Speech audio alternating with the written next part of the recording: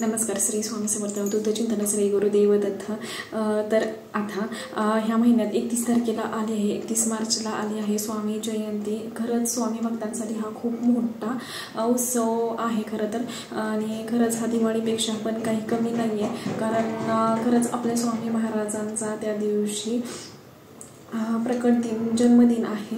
आणि खरंच या दिवशी काय सेवा करायच्या किंवा अजून काही नियम आहेत तर ते देखील मी तुमच्यावर सांगणार आहे. कोणती पारायण करायची तर ते मी आज सांगणार आहे तुम्हाला, तर व्हिडिओ नक्की बघा. तर 11 मार्च ते 31 मार्च आपल्याला कोणती सेवा करायची आहे तर ते मी आता सांगणार आहे तुम्हाला. तर 11 मार्च ते 31 मार्चपर्यंत आपल्याला 21 दिवसाची स्वामी चरित्र सारामृताची सेवा करायची असते.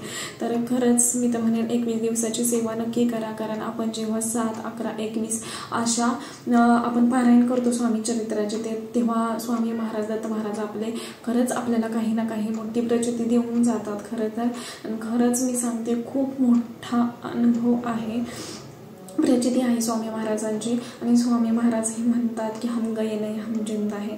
तर खरंच ते तसंच आहे. आपण जर आपल्या मनापासून जर स्वामींना हाक मारली तर स्वामी महाराज खरंच आपल्या मदतीला धावून येतात.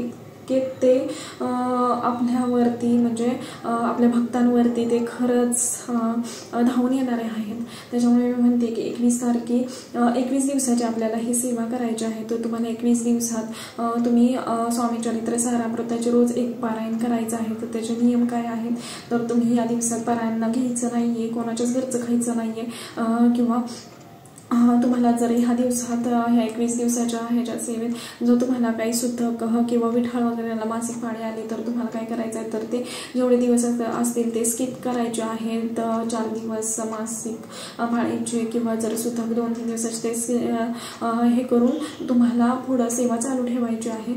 तर ही सेवा तुम्ही नाही का एका दिवसाला एक पारायण करायचं आहे असा संकल्प आपल्याला करायचा आहे.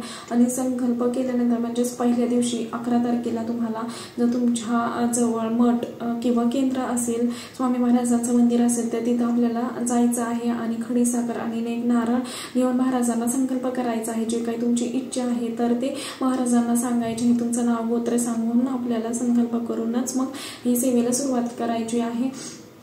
खरंच जेव्हा आपण संकल्पयुक्त सेवा करतो ना तर तेव्हा खरंच महाराज आपल्याकडून हे देखील करून घेतात. आणि खरंच सांगते, खूप मोठी प्रचिती आपल्याला भेटते. खरंच संसारिक माणसाला काही ना काही रोजच्या ह्याच्यात काही ना काही अडचणी येतात, दुःख संकट काही ना काही अडचणी प्रत्येकालाच असतात, दुःख असतं किंवा वारंवार आजार पण येत असतं. त्याच्यामुळे मी तर म्हणते की खरंच स्वामी महाराजांची खरंच 100% प्रभावी ही सेवा आहे असं तर म्हणणं काहीच हरकत नाही. आणि ह्या दिवसात तुम्हाला जर तुम्हाला एखादी व्यक्ती आजारी आहे किंवा त्यांना ते शक्य होणार नाहीये एवढ्या वेळ बसणं किंवा सेवा करणं, तरी तुम्ही 7 किंवा 11 देखील पारायण करू शकता. पण मी तर म्हणेन की तुम्ही 21 दिवसाचीच हे पारायण तुम्हाला करायचं आहे. तर या दिवसात 21 दिवसात म्हणजेच 11 मार्चपासून ते 31 मार्चपर्यंत आपल्याला 21 स्वामी चरित्र सारामृताचे पारायण करायचे आहेत. आणि त्याच्यानंतर तुम्हाला 11 माळी जप देखील या दरम्यान करायचा आहे. आणि तारक मंत्र देखील 11 वेळा म्हणायचा आहे. तर ह्या स्वामी महाराजांच्या सेवा ह्या 21 दिवसात आपल्याला करायच्याच आहे. आणि ह्याचे नियम असे आहेत की आपल्याला परान्न घ्यायचं नाही आहे. त्याच्यानंतर जे आपण घरात हे करतो, नॉनव्हेज वगैरे करतो तर ते आपल्याला कटाक्षाने वर्ष करायचं आहे. जर तुमच्या घरात तुम्ही नाहीच खायचं ह्या दिवसात, पण जर तुमच्या घरातले ऐकत नसतील किंवा त्यांना जर पाळायचंच नसेल तरी तुम्ही त्यांना करून देऊ शकता. पण शक्यतो तुम्ही हे टाळावंच मी तर म्हणेन, कारण जेव्हा आपण संकल्पयुक्त सेवा करतो तर तेव्हा आपल्याला नॉनव्हेज खाता येत नाही. त्याच्यानंतर परान्न देखील खायचं नसतं. आणि जरी तुम्हाला मी म्हणते जरी काही अडचणी येतात, आपण संसारिक माणसं आहोत, त्याच्यामुळे जर तुम्ही कुठे अचानक तुम्हाला बाहेर जाणं झालं तरीही तुम्ही लवकर उठून सकाळी सेवा करू शकता. मी तर म्हणते की किती 1.5 तास, 1 ते 1.5 तासच फक्त स्वामी चरित्र सारामृत वाचनासाठी लागतात. जर कोणी नवीन असेल तर त्यांना ठीक आहे 1.5-2 तास लागतील देखील. पण जरी तुम्ही ह्या सेवा म्हणजे एखाद्याला जास्त वेळ बसणं जमत नसेल तर ही तुम्ही टप्प्याटप्प्याने देखील एका दिवसात वाचू शकता.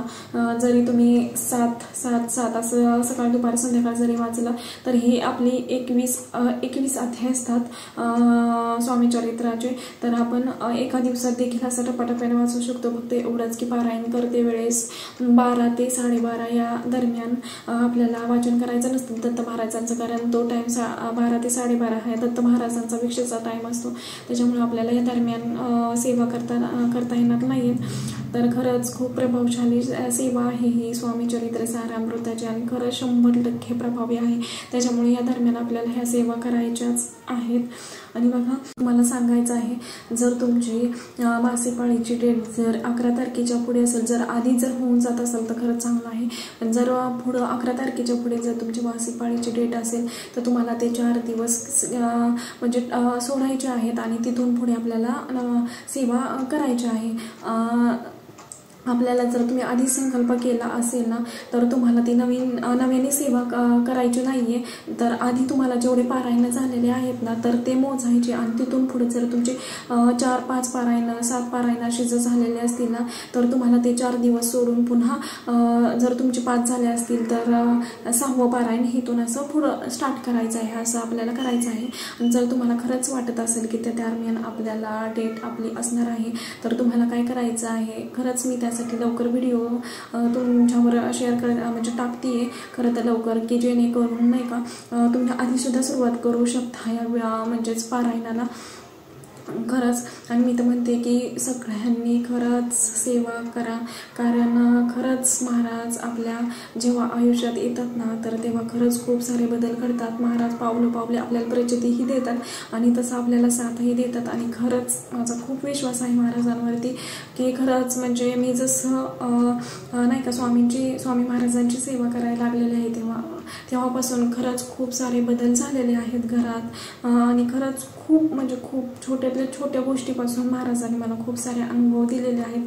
आणि तेवढा विश्वास देखील माझा महाराजांवरती आहे की जरी तुम्ही कोणत्याही संकटात असाल आणि महाराजांना तुम्ही मनापासून जर हाक मारत असाल ना तर महाराज नक्की आपल्या मदतीला धावून येतात. एवढे महाराज मायाळू आहेत. त्याच्यामुळे खरंच मी सांगते ही संधी चुकवू नका. खरंच तुम्ही सेवा करण्याचा प्रयत्न करा. एवढे 21 दिवसाच्या सेवा आवर्जून करा, कारण ह्या 21 दिवस जेव्हा आपण पारायण करतो ना तेव्हा खरंच खूप मोठी प्रचिती आपल्याला भेटते. फक्त ह्या सेवा तुमच्याकडून मनापासून झाल्याच पाहिजेत असं मी म्हणेन.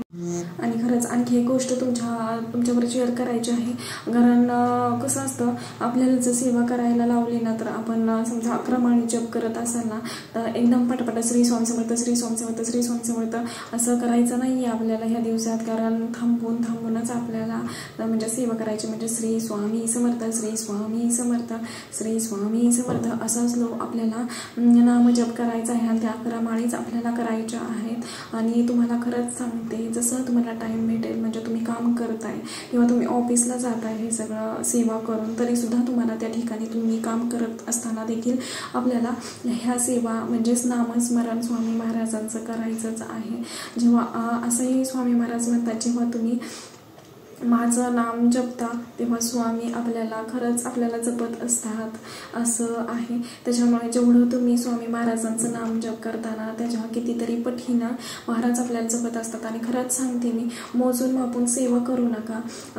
खरंच म्हणजे जरी तुम्ही संकल्प नाही केला आणि मनापासून जरी तुम्ही सेवा केली ना तरी स्वामी महाराज खरंच आपल्याला काही ना काही प्रचिती देत असतात. आणि कसं असतं आपण एखाद्या गोष्टी म्हणजेच कोणतीही सेवा फळाच्या अपेक्षाने जर केली ना तर ते कधीच म्हणजे आपल्याला त्याचं फळ तर भेटतच नाही, प्लस आपल्याला अनेक काही ना काही प्रॉब्लेम अडचणी म्हणजेच स्वामी महाराज तेवढे आपली परीक्षा पण घेतात त्या काळात. त्याच्यामुळे मी तर म्हणते की आपण एखादी गोष्ट आपण मिळवण्यासाठी स्वार्थी दृष्टिकोनातून जर आपण सेवा करत असाल ना तर ते खरंच चुकीचं आहे. कारण महाराज फक्त आपल्याकडून भोळीभाळी आणि मनापासूनच सेवा महाराजांना खरं तर आवडते. त्याच्यामुळं खरंच ह्या सगळ्या सेवा करण्याचा नक्की प्रयत्न करा. राज्यपुरतं एवढंच झालेली सेवा मी महाराजांचरणी रुजू करते.